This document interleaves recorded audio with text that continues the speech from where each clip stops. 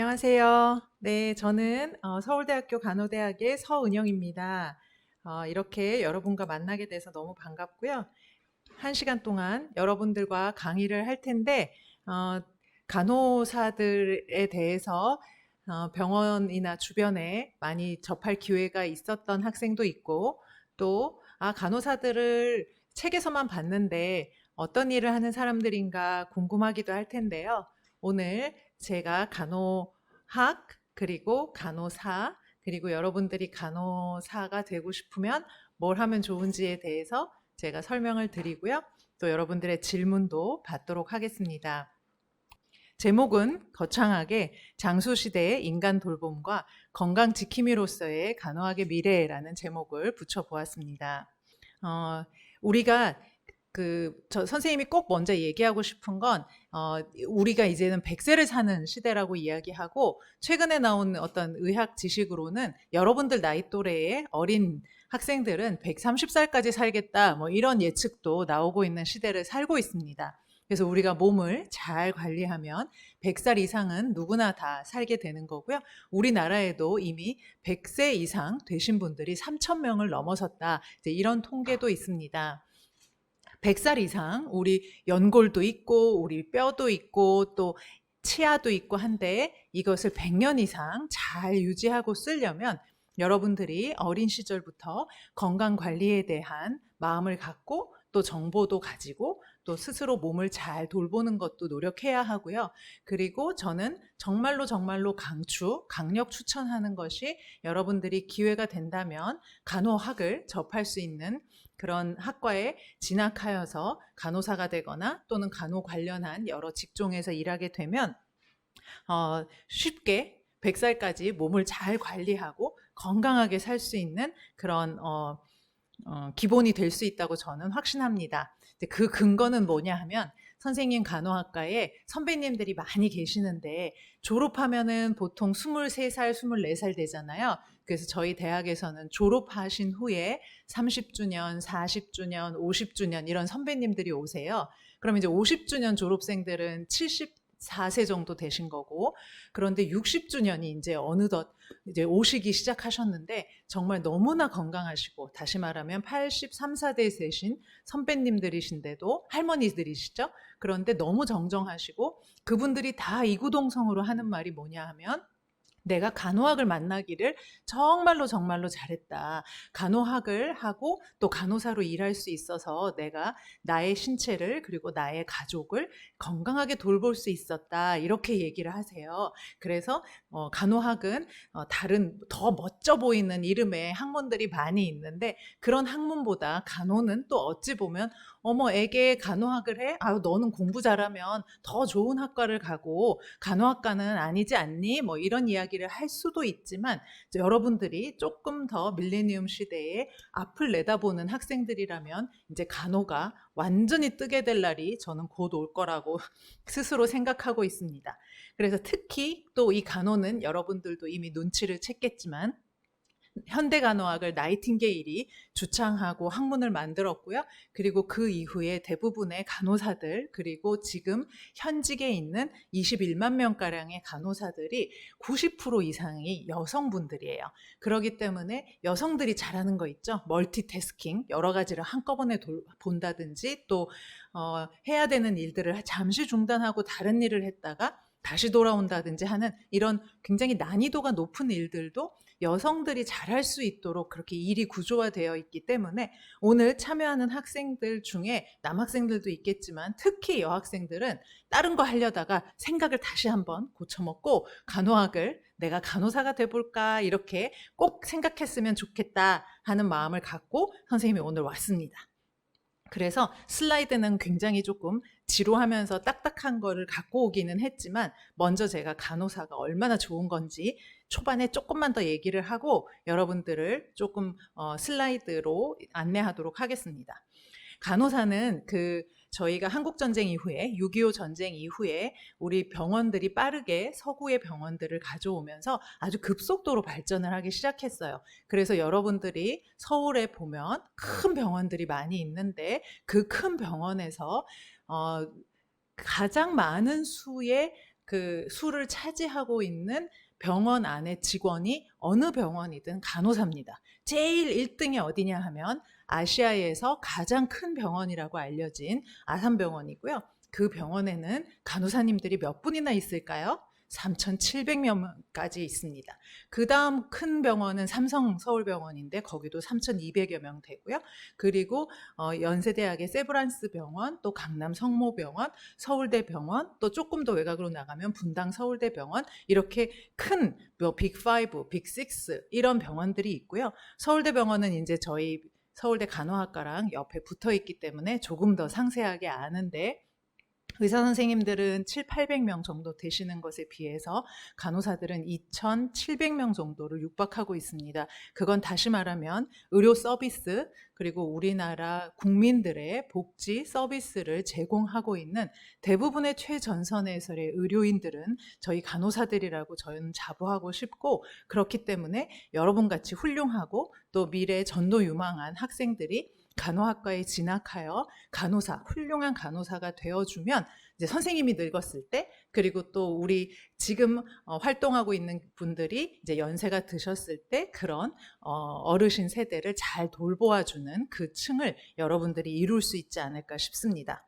그리고 간호는 일반적으로 생각할 때는 그냥 드라마에서 보이거나 아니면은 그냥 쉽게 사회적인 인식으로 생각할 때는 그냥 창구에 앉아있는 아가씨, 여성분, 그리고 또 별로 그렇게 뭘 하는지 잘 모르는 분들이다, 이렇게 하는 사회적 인식이 있어서 선생님도 조금 안타까운데, 사실 알고 보면 대부분의 일들을 간호사들이 정말로 많이 하고 있거든요. 환자들을 돌보고 병원 안에서의 모든 일들이 의사 선생님들은 의사적 처치를 내고 수술을 하시고 의사결정을 하고요.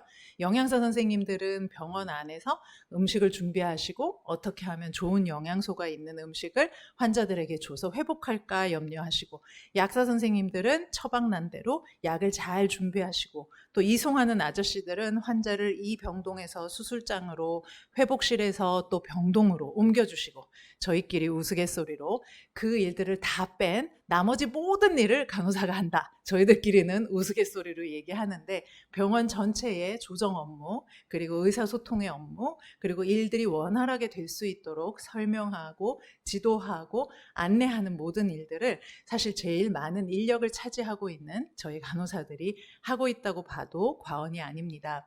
그래서 간호사가 너무 중요하다는 얘기를 또 드리고 싶고, 그다음에 아까 선생님이 앞에서 얘기한 대로 일단 본인에게도 건강 정보를 알고 또 최신 의학 지견이 뭔지도 쉽게 접할 수 있고, 그리고 우리 몸의 해부 생리학적인 어떤 기전에 대한 지식도 가지기 때문에 엄청 건강에 대해서 많이 알게 되고, 그리고 아무래도 아픈 사람들을 옆에서 많이 보기 때문에 나는 담배는 피지 말아야 되겠다, 너무 과음, 술 먹는 거 하지 말아야 되겠다, 너무 위험한 데는 하지 말아야 되겠다, 이런 생각들을 옆에 환자들을 보면서 하게 되어서 나와 가족들을 잘 돌볼 수 있게 된다는 거죠. 그리고 간호학은 또 다른 말로 월급도 많이 받는다고 제가 감히 얘기할 수 있을지 모르지만 괜찮습니다. 그래서 여러분들이 간호학을 하고 면허 시험을 보면 1년에 한 2만여 명 정도가 새롭게 신규 간호사로 배출이 되는데요.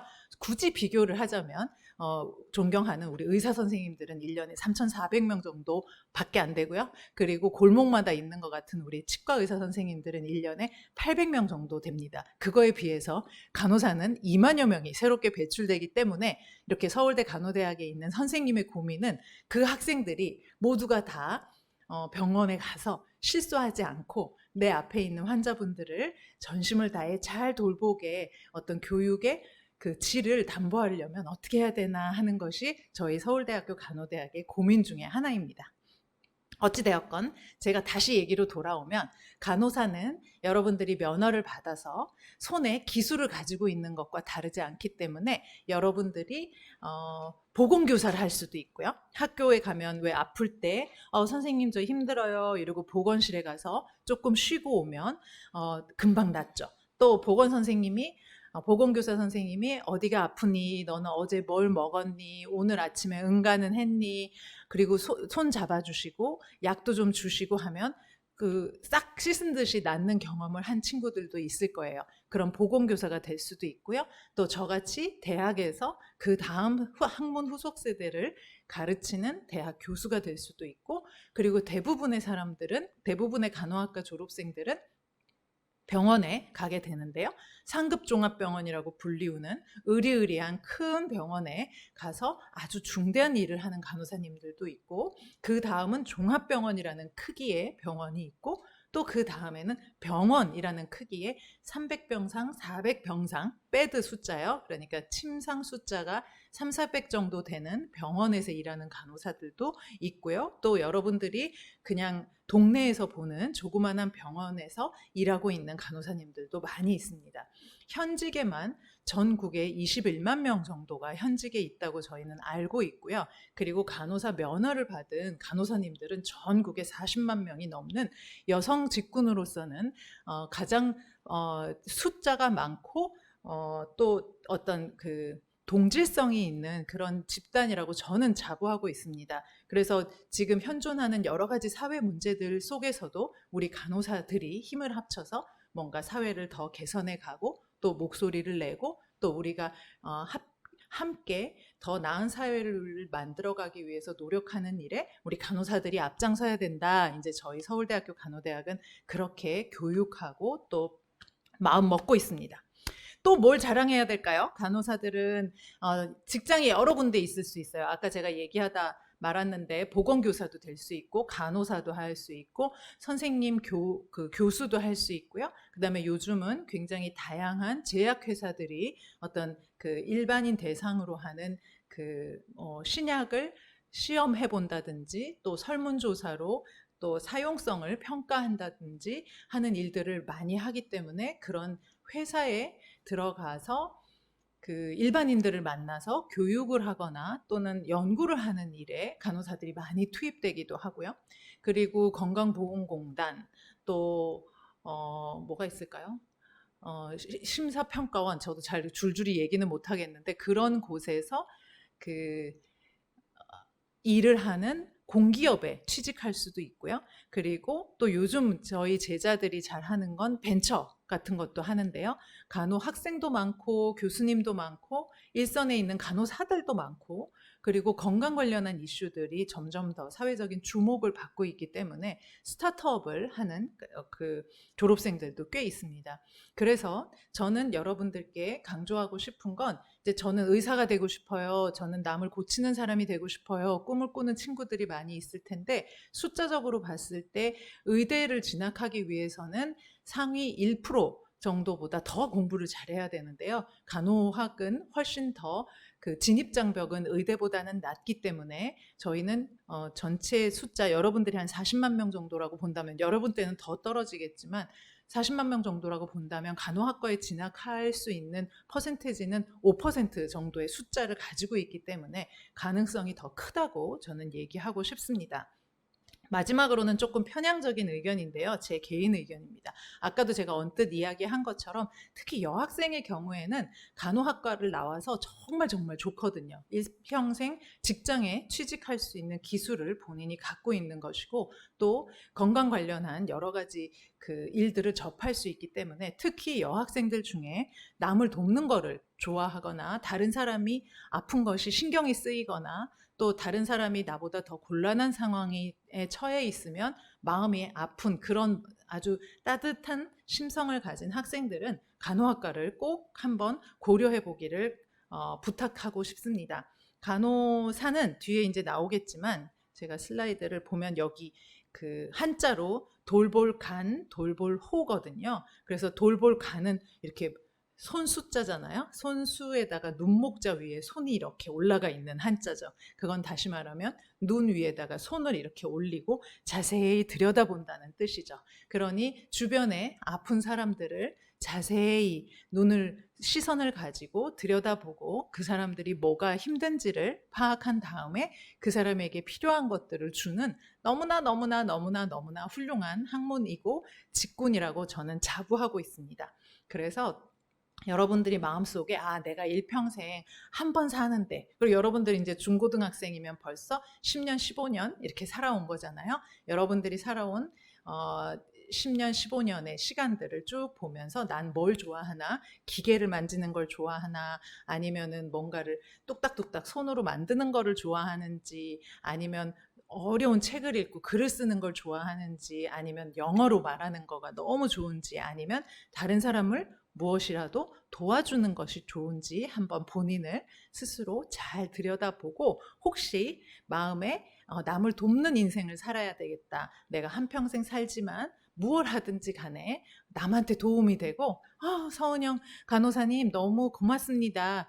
서은영 간호사님 덕분에 제가 힘을 얻었습니다. 이런 말 들으면 진짜 좋겠다. 이런 생각이 들면 간호학과를 꼭 한번 고려해 보길 바랍니다. 간호학과는 또 조금 얘기를 드리면 편차가 굉장히 심해요. 전국에 203개나 학교가 있는데, 서울대 간호학과는 정말 공부 잘하는 친구들이 많이 지원을 하고 경쟁률도 굉장히 높고요. 또 저희 그 203개나 되는 학교 중에 40% 정도는 아직도 전문 학사, 다시 말하면 전문 대학 수준의 대학들인데, 거기에 가게 되면 간호학과만 4년제가 되어 있으면서 전문 학사가 아닌 일반 학사를 받을 수 있도록 저희가 그 과정을 업그레이드를 해놨어요. 그렇기 때문에 여러분들의 수준에 맞게 공부를 잘하는 친구들은 또 좋은 대학에 오면 또 그만큼 더 좋은 기회가 있지만, 그렇지 않고 나는 사실 이게 부족해요 할지라도 전국에 각 도에 간호학과는 203개나 흩어져 있기 때문에 본인이 조금 더 유심히 본인을 들여다보고 간호학과에 진학하고자 한다면 가능성은 굉장히 많이 열려 있다고 저는 여러분들께 이야기하고 싶습니다. 그러면 간호학 자랑은 이 정도면 됐죠? 여러분들이 충분히 저 선생님은 간호학을 진짜 좋아하는구나, 간호사가 진짜 좋다고 소개하는구나 하는 거는 확실히 제가 얘기를 드렸을 거란 생각이 들고, 그러면 여러분들이 궁금하겠죠? 서은영 선생님은 그러면 간호사로 일했던 적이 있나요? 그러면 서은영 선생님은 어떻게 간호학과에 가게 됐나요? 이런 거 궁금하죠? 제가 궁금하다는 느낌이 뿡뿡 나서 제가 좀 설명을 드리면, 저는 엄마가 간호사셨어요. 그래서 항상 간호사적인 마음을 가지고 우리 형제들 돌보고 또 봉사하시고 하는 걸 어려서부터 봐왔고, 그리고 아마 이제 그게 다 유전이 되니까 다른 사람을 위하는 마음을 가지는 것도 그냥 저는 엄마로부터 물려받은 것 같아요. 그래서 제가 어렸을 때 사진을 보면 선생님보다 7살 아래, 6살 아래 여동생이 있는데, 제가 우연히 한번 사진을 봤더니 제가 그 6살 어린 동생을 항상 안거나 보듬거나 이렇게 돌보아주면서 사진을 찍었더라고요. 그래서 제가 지금 와서 볼 때 서은영이란 사람은 어릴 때부터도 남을 이렇게 돌보아주고 닦아주고 보듬어주고 하는 걸 좋아했구나. 그러니 선생님은 적성이 너무나 잘 맞는 학과를 진짜 감사하게도 찾아온 거죠.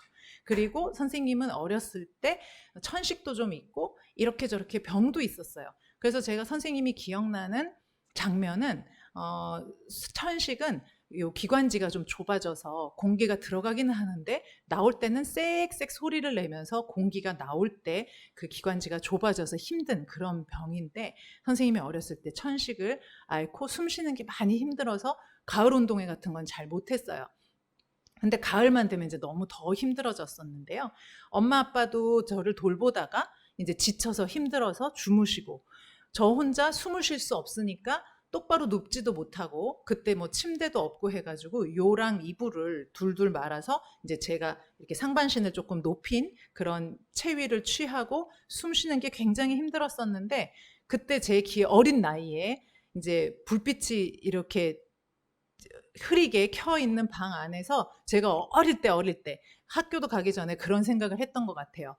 다른 사람들이 아무리 도와준다고 해도 결국 병은 그 환자 혼자, 병을 앓는 사람이 혼자 외롭게 버텨내야 되는 거구나 하는 걸 콩딱지만한 어릴 때 선생님이 알게 된 것 같아요. 그래서 간호사가 되고 나서도 항상 측은지심을 가지고 내 앞에 있는 환자가 저 사람은 얼마나 힘들까, 화를 내셔도 저분이 너무 많이 힘드셔서 화를 내시는구나 이렇게 생각을 하니까 그 저의 간호사의 마음이 그분한테도 전달이 되고, 항상 친절한 간호사, 또 마음이 좋은 간호사로 환자들이 좀 좋게 봐주셨던 것 같아요.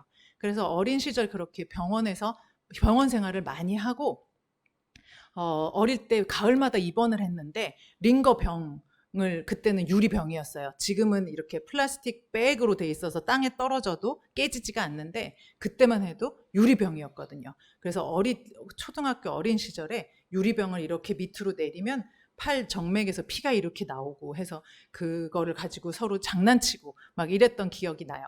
그래서 어린 시절 그렇게 병원에서 간호사 언니들하고 같이 많이 생활했던 게 저한테 영향을 주었었던 것 같고, 또 저는 종교도 가지고 있기 때문에 다른 사람을 위하고 항상 이타적으로 사는 삶이 더 가치 있는 삶이라는 교육을 어린 시절부터 받았기 때문에 그 원인도 있는 것 같아요. 그래서 간호학과를 지망하게 됐고, 간호학을 쭉 여기 보면 슬라이드에도 인간의 생존과 생명 유지를 위해 보살피고 도와주는 역할이라 선생님의 가치관, 어떤 세계관, 철학 이런 거랑도 잘 맞아서 간호학을 배울 때도 너무너무 공부를 열심히 하고, 간호학과가 공부할 게 굉장히 많거든요. 의사 선생님들만큼 해부생리도 다 알아야 되고, 또 기생충학 같은 것도 배워야 하고, 병태생리도 배워야 하고, 외울 게 정말 정말 많은데, 선생님 대학 때 생각하면 이걸 열심히 배워야 내 눈앞에 오는 환자들한테 잘 설명해 줄 수 있겠다 해서 정말 열심히 공부를 했던 것 같고 재밌게 지냈던 것 같아요. 그렇게 졸업하고는 선생님이 서울대학교 병원에 심장 수술하는 과에서도 일했고요. 그 다음에 신약을 임상 실험하는 그런 연구 간호사로 암 연구소에서도 일했고, 그 다음에 선생님은 또 외국은 어떨까 해가지고 미국에 간호사로 가서 여러분들이 많이 잘 알겠지만 캔사스시티 미조리라고 미드웨스트에 굉장히 시골 지역이 있는데 거기서도 간호사로 일하고, 필라델피아에서도 일해보고, 그 서부의 캘리포니아에서도 일해봤어요. 그래서 곳곳에서 흑인들, 또 히스패닉들, 또 백인분들, 이렇게 다양한 분들을 제가 간호해봐서 이제 이렇게 오늘 아시아 연구소에서 여러분들이 다문화 가정에 아주 전도 유망한 학생들이라길래 제가 냉큼 오늘 강의를 하고 싶다고 말씀을 드렸어요. 여러분들은 누구보다도 저처럼 엄마도 한국분이고 아빠도 한국분인 사람하고는 비교도 할 수 없을 만큼 많은 가능성을 갖고 있는 학생들이라고 생각해요. 한 분은 한국분이고 또 한 분은 외국분일 수도 있고, 또 두 분 다 엄마 아빠가 다 포리너 외국분이고 지금은 한국에 살고 있는 여러분들에게 더 많은 기회와 가능성이 열려 있다고 저는 생각해요. 그래서 선생님이 미국에 가서 여기저기 많이 일을 해보면서 얼마나 많은 환자들을 돌봤겠어요. 보통 간호사가 제가 얼추 계산해 보니까 1년에 환자들을 한 2,000명 정도 만나요. 그러면 이제 그 곱하기 한 두세 명은 해야 되잖아요. 보호자들이 바꿔서 들어오시니까. 그래서 저희가 꽤 많은 분들을 만나기 때문에 간호사들은 이렇게 사람을 만나면 그분이 어떤 분인지가 금방 눈에 보여요.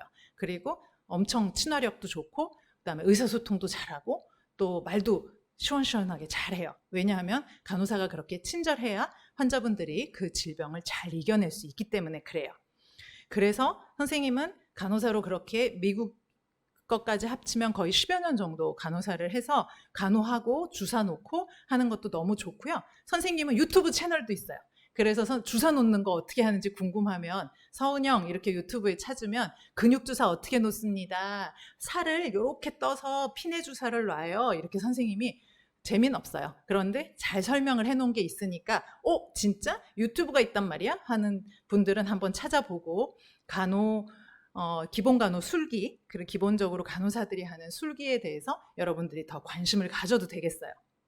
그리고 선생님은 그 다음 공부를 해서 지금은 모교에서 학문 후속 세대, 다음 세대의 언니들을 가르치고 있지만 선생님은 지금도 굉장히 자부심을 갖고 있는 것은 내가 남을 도와주도록 훈련받은 의료인이라는 것이 굉장히 감사하고 또 뿌듯하고요. 그리고 또 선생님이 그 다음에 우리나라 국민들을 위해 희생하고 봉사할 수 있는 간호사들을 길러낼 수 있다는 것이 굉장히 큰 자부심이어서 선생님이 나이가 적지 않은데 자꾸 뿜뿜뿜 에너지가 솟아올라요. 왜냐하면 오늘도 열심히 가르쳐서 여러분들 또 주변의 사람들을 잘 도와주는 간호사를 만들어야 되기 때문에 그래요.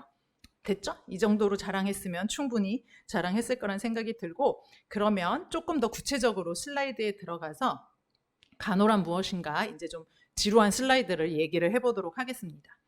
그 현장에서 여러분들 얼굴을 보고 했으면 슬라이드는 조금 건너뛰고 선생님이 이 얘기 좀 더 해주세요. 미국 간호사는 한국이랑 얼마나 다른가요? 미국 사람들을 돌볼 때 전달되는 에너지와 우리 국민들을 돌볼 때 전달되는 에너지가 많이 다른가요? 중환자실하고 외과병동은 어떻게 다른가요? 그러면 수술장에 가는 분들은 도대체 뭘 하나요? 이런 질문 좀 해주면 진짜 재밌는데 아쉽습니다. 그렇지만 제가 여러분들이 그런 걸 궁금해한다고 생각하고 최선을 다해서 슬라이드를 한번 가보도록 하겠습니다.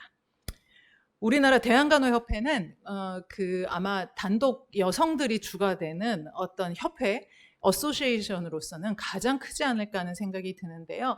회원들만 20만이 넘는 엄청난 집단입니다. 그리고 전문 단체고요. 거기 간호협회에서 간호가 무엇이라고 천명하고 있냐 하면, 간호가 무엇이라고 정의하고 있냐 하면, 간호는 모든 개인, 가정, 지역사회를 대상으로 해서 건강의 회복, 질병의 예방, 그리고 건강의 유지와 증진에 필요한 지식, 기력, 의지와 자원을 갖추도록 직접 도와주는 활동이다, 이렇게 얘기하고 있습니다. 제가 뒤에 슬라이드를 보면 지식이란 게 뭔지, 그리고 기력이라는 게 뭔지, 의지라는 게 뭔지에 대해서 자원까지도 제가 슬라이드를 한 장씩 준비해 왔는데, 왜냐하면 여러분 잘 생각해 보면 지식은 이미 온라인에 많이 있어요. 여러분이 주로 찾아보는 많은 사이트들, 쉽게 우스갯소리로 유선생님, 구선생님이라고 유튜브와 구글을 제가 많이 얘기하는데, 유선생님, 구선생님 찾으면 여러분들이 알고 싶은 지식들은 많이 있어요.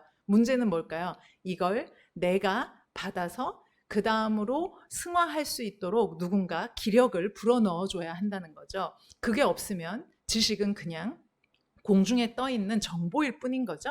그래서 간호사들은 그런 건강 정보를 환자에게 전달해주고 기력과 의지를 북돋을 수 있도록 에너지를 주고, 그리고 실제적으로 필요한 자원들을 원내에, 그러니까 병원 내에 있는 자원뿐만 아니라 지역사회에 있는 자원까지도 연결시켜주는, 이 부분에서 제일 제가 좋아하는 단어인데, 직접 도와주는 활동이라는 걸 저는 강조하고 싶습니다. 이 세상에 많은 사람들이 남을 위해 살아야 된다는 건 알고 있고, 좋은 일, 또 멋있는 일, 또 돈을 많이 버는 일이 좋다는 거를 다는 알고는 있어도 이렇게 남을 직접적으로 도와주는 일들을 선뜻 훈련받기를 원하는 사람은 그렇게 많지 않습니다. 저는 우리 간호사들을 굉장히 자랑스러워하는 것이, 우리는 쓰러지면 누가 심폐소생술해요? 의사 선생님이나 간호사들처럼 훈련받은 의료인들이 직접 지역사회에서 할 수 있고요. 그 다음에 화상을 입었거나 칼에 베었거나 또 넘어졌거나 할 때 응급처치를 할 수 있는 직접적인 지식과 기술을 가지고 있는 분들도 이렇게 간호사들이 아주 잘해요. 그래서 저는 직접 도와주는, 제 성격이 그런 것 같아요. 이게 뭐 글도 좋고 책도 좋고 멋들어진 사설도 좋고 또 뭔가에 대해서 디스커션을 한참 하는 것도 너무 좋지만, 그냥 서은영 선생님이라는 사람이 태어난 어떤 그런 에너지 자체는 누구를 직접 도와주고 그 사람이 아프다가 얼굴에 미소가 생기고, 또 너무 힘들다가 또 한번 살아봐야 되겠다는 기운이 생기고, 이럴 때 선생님은 그래, 나의 인생이 정말 너무 풍요롭고 아름다워, 이런 느낌이 드는 것 같아요. 그래서 이게 아주 딱 맞아요. 서은영 선생님이 가진 어떤 그런 하고 싶은 일들과 간호하기 아주 딱 맞아요. 그래서 우리 여러분들 중에도 나도 저랬는데, 나도 서은영 선생님 같은데, 나도 다른 사람한테 도움이 되면 참 나의 인생이 좋겠는데 하는 분들은 간호학을 꼭 전공으로 한번 고려해 보기를 정말로 권유하고 싶습니다.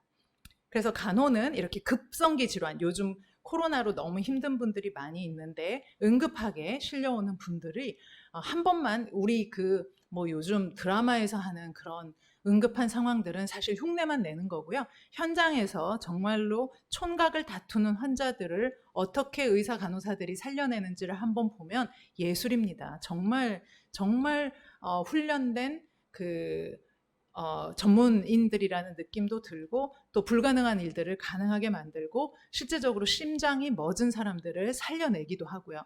그래서 아름답고 멋있어요. 제 후배 하나 얘기를 드려보면 이제 제가 논문 지도를 하려고 제 학생을 만났는데 너무 몰골이 초췌한 거예요. 그래서 왜 그러냐 물었더니 어제 이제 삼성으로 이렇게 실명을 얘기해도 되나요? 큰 병원에서 이제 이브닝 초번을 근무를 하고 집에 가려고 했는데 일찍 퇴근을, 그러니까 정시에 퇴근을 못해서 지하철을 놓쳐서 자기가 친구 집에서 자고 오느라고 초췌하다는 거예요. 그래서 왜 그렇게 일찍 퇴근을 못했냐 했더니 계속 그 수축기 혈압이라는 게 있는데 여러분들도 왜 생물 시간에 많이 배우죠? 사람은 혈압이라는 게 있어서 혈압이 90 이상은 또 더 많게 정상은 120인데요. 적어도 90에서 100 정도 이상은 혈압이 심장을 통해 분배가 되어야 이렇게 펌프질이 되어야 우리가 기능을 하거든요. 그런데 환자 중에 한 명이 계속 수축기 혈압이 80, 85밖에 유지가 안 됐는데 이제 이 간호사 팀이 아니고 다른 쪽 팀이었던 거죠. 근데 거기 간호사는 신규 간호사여서 이게 상황이 뭔지 정확하게 그 사람이 얼마나 위중한지에 대한 감각이 조금 이 간호사보다는 떨어지는 그런 상황이었는데 계속 이제 예의주시하고 있는데 혈압이 바조프레신이라고 말초 혈관에 어떤 그 혈관들을 수축시켜서 중앙의 혈압을 높이는 그런 약들이 들어가고 있음에도 불구하고 혈압이 쉽게 회복은 안 되는 상황이었던 거죠.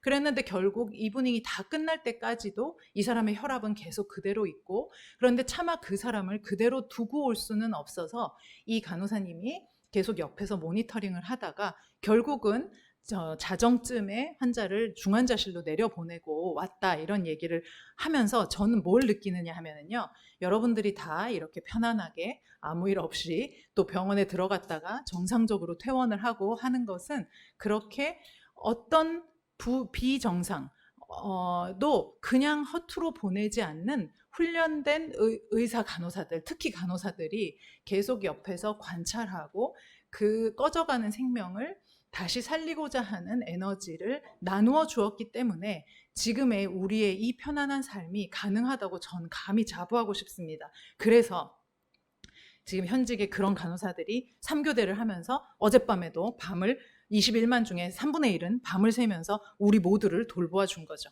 응급간호가 있고 중환자 간호가 있습니다. 중환자 간호는 혼자는 살 수 없는 사람들이에요. 그래서 여기다 구멍을 뚫고 인공호흡기를 뿜빠뿜빠 달아주기도 하고 혼자서는 배설물을 밖으로 낼 수가 없어요. 그래서 신장에다가 구멍을 뚫고 혈액투석을 계속해서 노폐물을 계속 배출해주고 인공호흡기로 산소를 넣어주고 그리고 아까 얘기한 대로 그렇게 말초 혈관을 수축해주는 바조프레신이라는 약물을 써서 심장에 계속 일정한 혈액이 들어갈 수 있도록 해줘서 몸을 억지로 살려내는 거죠. 그게 중환자 간호예요. 감염성 질환은 요즘 많이 여러분들이 지식이 높아졌을 텐데 그렇게 남한테 전염될 수 있는 다양한 균, 박테리아, 바이러스, 진균 이런 것들을 가지고 있는 환자들을 더 이상은 퍼지지 않게 그렇지만 적절한 항생제, 항균제를 써서 균을 통제할 수 있도록 장비를 다 갖추고 그렇게 격리실에 들어가서 하는 간호가 감염성 질환이에요. 만성 질환은 당뇨, 고혈압, 관절염 그리고 대사성 증후군, 요즘 성인들이 굉장히 많이 만성질환을 가지고 있는데 그 만성질환을 지속적으로 돌보는 에너지가 필요한 그런 분야고요. 후유증은 어떤 치료든 중대한 치료를 받고 나면 후유증이 남아요. 예를 들면 요즘 암 환자들이 굉장히 많아져서 우리나라가 OECD 국가 중에 암 발생률이 보통 한 1% 정도 되는데 저희는 1.1%, 그러니까 한국이 굉장히 푸시하면서 너무 스트레스를 받는 사회라는 게 그 통계로 나와요. 우리가 OECD 평균보다 암 발생률이 살짝 높아요. 그러면 1년에 20몇만 명의 사람들이 새롭게 암을 진단받고 대부분의 경우는 수술로 그 종괴를 떼어내고 항암 치료라는 걸 하게 되죠. 그럼 항암 치료는 백금, 시스플라틴 같은 백금 제제의 아주 독한 약물이에요. 그래서 몸에다 넣어주면 새로 자라는 암세포 같은 거는 다 죽이는데 그렇기 때문에 머리도 빠지고 백혈구, 적혈구, 혈소판도 다 혈구 감소증을 경험하고, 그리고 그 약이 타고 올라간 혈관들은 다 정맥염 같은 게 생기게 너무 아파요. 그래서 환자들은 뭐라고까지 얘기하느냐 하면 팔이 여기가 꺼멓게 변하거든요. 그래서 정말 팔이 잘려 나가는 것 같다라는 표현을 쓰시기도 해요. 그런 후유증을 다 돌봐주는 게 만성질환 간호예요. 그래서 제가 선생님이 강의를 슬라이드 말고 따르게 말을 많이 해요. 그래서 슬라이드를 다 커버 못할 수도 있어요. 그 다음에는 간호는 질병의 예방을 도울 수 있는데, 협의에서는 여러분들이 손 열심히 씻고, 우리는 손위생이라고 불러요. 저희 간호학에서는요. 그 핸드워싱을 얘기하는 거고요. 그 다음에 균이 더 이상 퍼지지 않도록 마스크를 쓰거나 고글을 쓰거나 해서 감염원을 차단하고, 또 노출을 제한하는 이런 질병 예방의 분야가 있고, 또 큰 광의의 질병 예방에는 여러분들이 면역력을 유지하게 하는 것도 간호사의 업무 중에 하나예요. 또 위험한 데 가지 않고 뭐 어디서 뛰어내리고 뭐 폭죽 터트리고 눈을 향해 폭죽을 쏘고 이런 거 하지 말아라 이렇게 교육하는 것도 다 위험한 행위를 지양하는 하나의 교육이라고 보면 되고요. 그다음에 건강 증진의 분야가 있어요. 그리고 여러분들이 아마 이제까지 엄마 아빠가 건강하게 낳아주셨으면 여러분이 별로 병원을 안 가고 컸을 거예요. 그럼 진짜 엄마 아빠한테 감사하다고 말씀드려야 돼요. 그런데 여러분들이 아무래도 보게 되는 간호사들은 학교 안에 있는 보건교사 선생님, 그리고 이제 뭔가 주사, 예방접종을 맞으러 갔을 때 소아과에 있는 간호사 선생님들, 이런 분들을 만나게 될 거예요. 지역사회에도 많이 간호사들이 퍼져 있어요. 제가 이 슬라이드에서 여러분들한테, 그 중고등학생인 여러분들한테 꼭 강조하고 싶은 것 중에 하나가 건강 증진의 부분인데요. 제가 3가지만 얘기할게요. 첫 번째는 운동을 정기적으로 꼭 할 수 있는 걸 여러분만 할 때 습관화해야 돼요. 선생님 나이가 되면, 또 어른이 되고 나이가 들어가면 호르몬이 변하고 또 체중도 증가되면서 힘이 많이 빠지게 돼요. 그런데 선생님 나이가 돼서 뭔가 새롭게 시작하는 건 참 힘들어요. 그리고 또 이렇게 중년 이상이 되면 마음도 무거워지고 우울해지기도 해요. 그런데 지금 나와 있는 연구 결과로 어린 시절에 그 선생님의 아들, 딸들, 그러니까 그 다음 세대에게 물려줬을 때 가장 효과가 좋은, 가장 좋은 유산이 뭐냐? 그게 모두가 다 이구동성 운동하는 습관이에요. 그래서 여러분들이 선생님 저는 주말에 축구 동호회를 해요. 선생님 저는 제 친구들하고 음악 줄넘기를 열심히 해요. 선생님 저는 어려서부터 태권도를 많이 했기 때문에 몇 단이고 저는 태권도 안 하면 안 돼요. 선생님 저는 친구들하고 테니스를 하거나 수영을 같이 해요 하면은 진짜 100점 100점이에요. 그런데 만약에 여러분들이 선생님 저는 딱히 좋아하는 운동이 없어요. 또 저는 쭉 배운 운동도 없어요 하는 분이 있다면 엄마 아빠 계실 때 잘 얘기를 드리고 간호대학의 서은영 선생님이 이렇게 얘기했다라고 좀 얘기하면서 운동 하나를 습관을 붙여서 수영이면 수영, 또 테니스면 테니스, 달리기면 달리기, 여러분들의 김땡땡 하면 무슨 운동, 이렇게 페어가 되도록 운동을 습관화하는 게 너무 좋습니다. 여러분들 왜 조기축구 막 나가서 아침에 주말마다 뛰시는 아저씨라고 얘기해서 죄송한데 그런 아저씨분들, 성인분들이 우울한 거 봤어요? 아니거든요. 그래서 요즘 우울과 여러 가지 정신 건강의 문제도 우리 사회에서 크게 대두되고 있는데, 그 모든 것들을 예방하고 치료하고 또 더 건강을 증진할 수 있는 정말 최고의 방법은 운동이라고 저는 강조하고 싶습니다.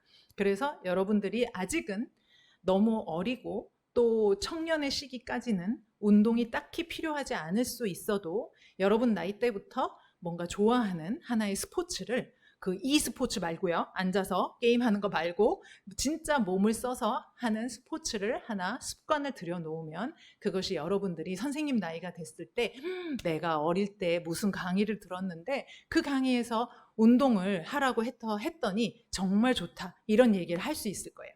두 번째 잔소리는 여러분들이 체중을 적절하게 유지해야 돼요. 여기서 다 설명하기는 좀 길지만 그 체질량 지표라고 해서 여러분들의 키를 미터로, 이제 선생님은 167인데 그러면 1.67m잖아요. 그 1.67 곱하기 1.67 하면 제 기억으로는 한 2.53 정도 나오거든요.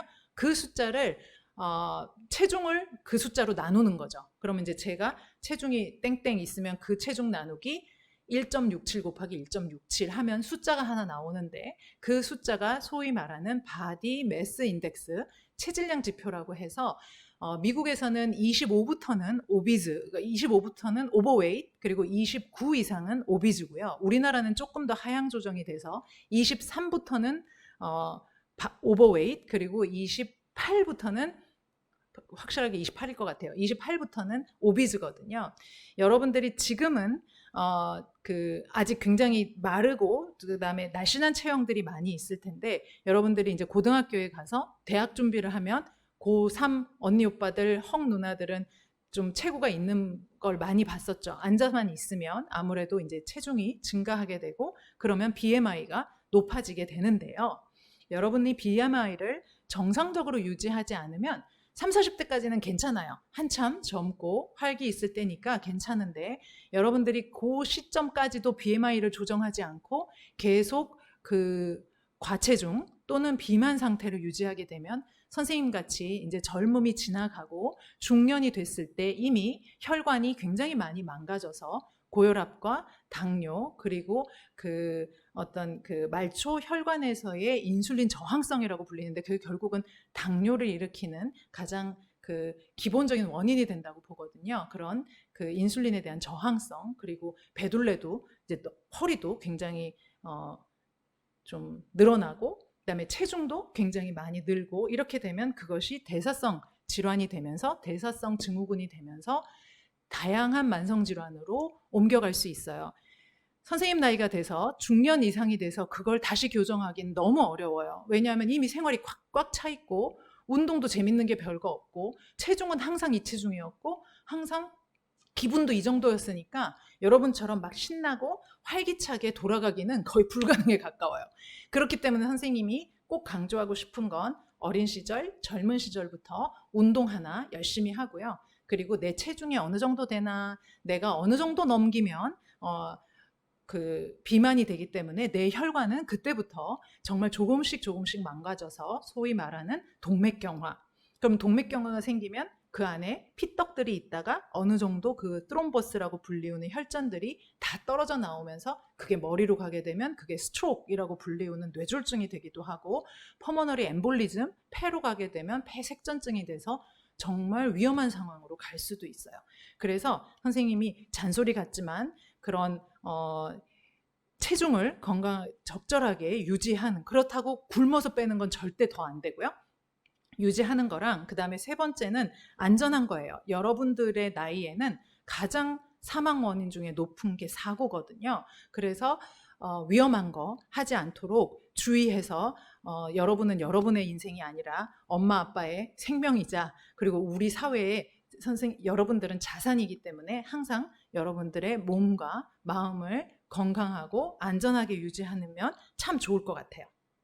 어느덧 강의를 거의 마쳐야 되는 시간이 되어 왔는데 이렇게 원래 슬라이드를 선생님이 다 커버를 못하기로 학교에서도 유명해요. 그래도 저는 이번 1시간 여러분들에게 간호사 진짜 좋은 거다라는 거 확실하게 알려드렸고 그 다음에 서은영 선생님은 간호를 진짜 좋아해서 여기까지 너무 의미 있는 삶을 잘 살아왔다. 그리고 또 지금도 선생님이 중년의 나이지만 누구든 선생님에게 도와주세요 라고 얘기하면 도울 수 있는 지식과 기술과 태도를 갖고 있다라는 얘기를 꼭 드리고 싶고 나머지 슬라이드들은 여러분들이 좀 읽어보면 되는데 이 슬라이드부터는 지식 보세요. 어떻게 약을 먹어야 되는지, 이 질환은 뭔지, 이게 어떤 치료를 거치는지, 그리고 나면 뭐가 남는지에 대한 지식들이 간호사들은 다 있고요. 그 다음에 저는 힘이 없어요.